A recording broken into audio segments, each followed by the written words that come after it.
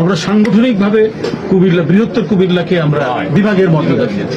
আমরা অলরেডি এটা সাংগঠনিক স্বীকৃতি দিয়ে কাজ চলছে।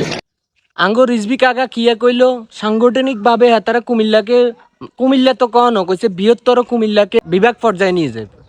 তো রিজভি কাকা আপনি যেটা কইছেন আপনারা আমরা বহুত সম্মান করতাম, দিলে প্রাণে ধারণ করতাম আপনারা, আপনি একজন ত্যাগী নেতা আছিলেন। তো যখন প্রশ্ন হইব বিভাগ লই তখন কিন্তু আমরা কোনো নেতা খেতারে মানি না, গনিও না নেতা খেতা।